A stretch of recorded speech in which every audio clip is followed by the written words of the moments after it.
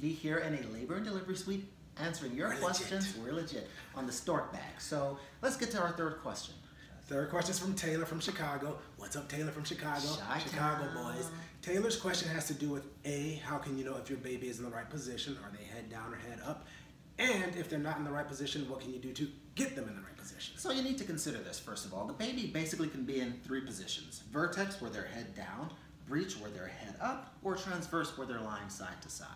Now, oftentimes early in pregnancy, the baby's position is going to be variable, meaning there's a lot of space in that uterus. They go where they want to go. They may be head down in the morning, head up in the afternoon, and laying transverse in the evening. And then early in pregnancy, we really don't care.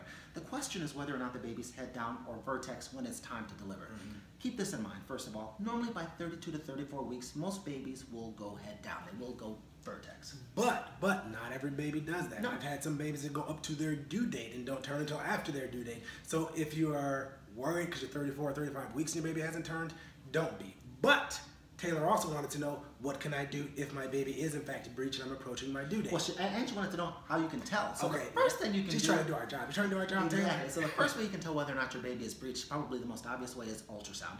When they look at the ultrasound, they can tell if the baby's head is here, here, or if the baby's lying side to side. Secondly, in the doctor's office, they can do something called Leopold's maneuvers, and basically we check four different portions of the abdomen to see if we can feel where the baby's head is, the butt is. If you want to do Leopold's at home, like a quicker version, you just want to focus on two areas, the top of your uterus and the bottom of your uterus, and you want to kind of feel here, feel here. If you feel something that's rounded and hard, that's probably a head, whereas if it's not as round and soft, that's probably a butt. Oftentimes, also where you feel movement will give you a pretty good indication. Yeah. A lot of times when the babies are breech, mom says they feel the movement down low by the bladder. Because the feet and toes are down there. Exactly. Oftentimes when the baby's vertex, they feel the movement up here. So that gives you a rough idea as well. But now the next question is, okay, baby's breech is getting close to time to deliver. What should I do? And there are a ton of things you can do. The first thing I'm going to tell you about is kind of old wives' tale-ish, but I actually saw it work.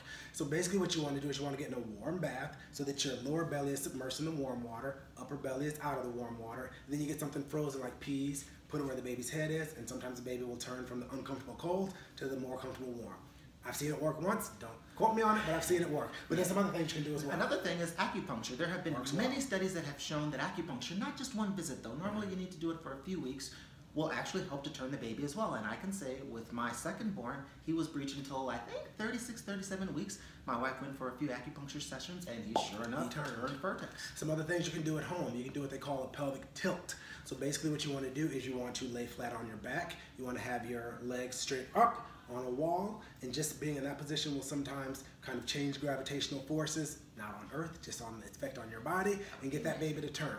Another thing you want to do is called the hand-knee rock, and it's just what it sounds like. You get on your hands and knees, you kind of rock back and forth, as long as you can, at least 15 minutes a day, twice a day if you can, and frequently that will get the baby to turn. And lastly, if none of those things work, your doctor can sometimes do what's called an external cephalic version. ECV for short. ECV for short if you want to be cool. And basically what they do is they will manually turn the baby. Many doctors, hopefully your doctor, will give you an epidural first so that you're comfortable, your muscles have relaxed. They'll give you a medication called terbutaline, which helps the muscle of the uterus relax. And then with the ultrasound guidance there, they will literally turn the baby and they will watch the turning under the ultrasound guidance to make sure that it's actually worked. And sometimes if you just can't get that baby to turn, it does mean delivering by C-section, but C-sections are safe, so it's not the end of the world. But what can you do? So you want to see what position your baby's in. A, get an ultrasound. B, check yourself. C, look for the movement patterns.